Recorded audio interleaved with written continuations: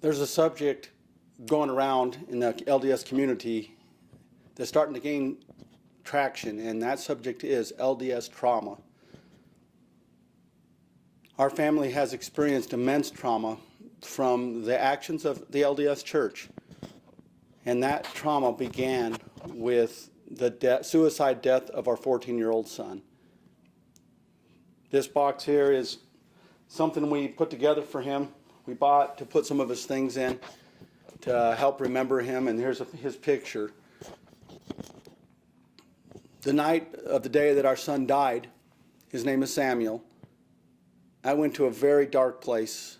I look at that as my Garden of Gethsemane moment. I suffered immense pain in a way that you could never imagine. And the thing that troubled me the most was I was worried about his salvation. I was worried about him going to hell because he chose to end his own life. And as I rolled in bed that night, God came to me in my worst moment, in my worst pain. And he showed me many things that night. And by the time the night came to morning, I understood that God does not judge us the same way we judge each other. He considers all kinds of things like circumstances. He considers inherent problems, all kinds of things that he places in his judgment that most people don't even consider. And I knew that he was going to be okay from that knowledge that I was shown in my worst moment. While I was struggling with this immense pain and this immense heartache, we had a funeral to plan. And this is where our trauma with the LDS Church really began. As we tried to make plans for his funeral, we had only been in the ward that we were in for just a short time. We'd only been there for 3 or 4 months. And I requested church leaders that we have his funeral at a previous ward where Samuel was loved and everybody knew him.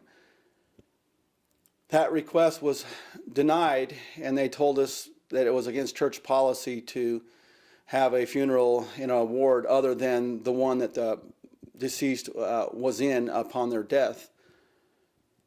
So I was in my tore-up moment. I couldn't believe they were telling me that, but in my worst moment, I didn't have the heart or the energy to try to resist their instructions. So I went along and continued our plans to have the funeral in the ward we were in for such a short time. As we planned this funeral, I and my wife both tried to give ideas of how we wanted the funeral to go and some of the material that would be in it. And local church leaders continued to refuse to allow us to plan this funeral in a way that would help us heal. A part of that planning was a previous neighbor was a pastor's wife. We had asked her to sing at Samuel's funeral, but because she was not a member of the church, local leaders instructed us she would not be permitted to participate in his funeral in an LDS building. So while we were suffering our worst pain and grieving and worried about our son's salvation, worried about our son going to hell, church leaders at this time were simply worried about the reputation of the church and following church policy. In fairness to these local leaders, they were simply following policy. It's sad they couldn't see past the policy, but the real problem lies with LDS policymakers. They have given these instructions that focus simply on what's good for the church and have ignored what is good for grieving families in their worst moment. With this being said, I'm asking church leaders to reconsider the policies you have for the church regarding funerals.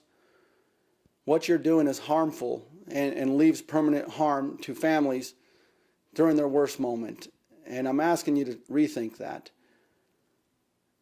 This is only the first of several videos that I'm going to produce to illustrate church trauma. Our family has suffered so much because of LDS policymakers and those following those policies.